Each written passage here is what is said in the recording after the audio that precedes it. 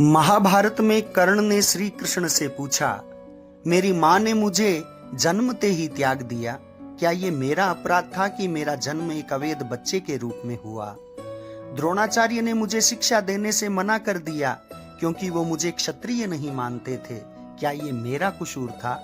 परशुराम जी ने मुझे शिक्षा दी, साथ ही ये शाप भी दिया कि मैं अपनी विद्या भूल जाऊंगा क्योंकि वो मुझे क्षत्रिय समझते थे। भूलवश एक गौ मेरे तीर के रास्ते में आकर मर गई और मुझे गौवध का शाप मिला। द्रौपदी के स्वयंवर में मुझे अपमानित किया गया क्योंकि मुझे किसी राजघराने का कुलीन व्यक्ति नहीं समझा गया। यहाँ तक कि मेरी माता कुंती ने भी मुझे अपना पुत्र होने का सच अपने दूसरे पुत्रों की रक्षा के लिए स्वीकारा। मुझे जो कुछ मिला दुर्योधन की दया स्वरूप मिला, तो क्या ये गलत है कि मैं दुर्योधन के प्रति अपनी वफादारी रखता हूँ? श्री कृष्ण मंद मंद मुस्कुराते हुए बोले, कर्ण, मेरा जन्म जेल में हुआ था। मेरे पैदा होने से पहले मेरी मृत्यु मेरा इंतजार कर रही थी। जिस रात मेरा जन्म हुआ उसी रात मुझे मेरे माता पिता से अलग होना पड़ा।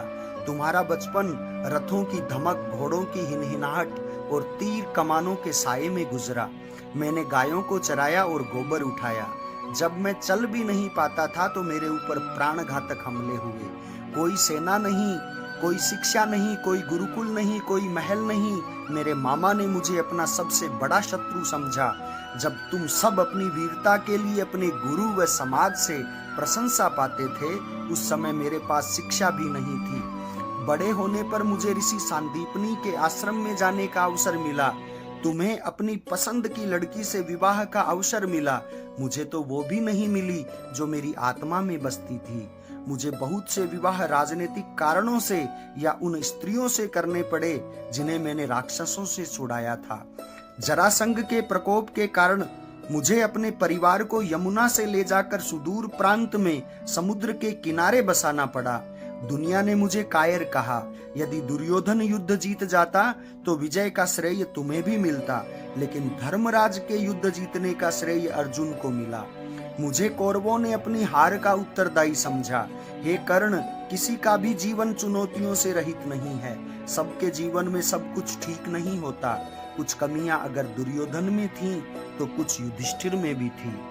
सत्य क्या है और उचित क्या है, ये हम अपनी आत्मा की आवाज से स्वयं निर्धारित करते हैं। इस बात से कोई फर्क नहीं पड़ता कि कितनी बार हमारे साथ अन्याय होता है।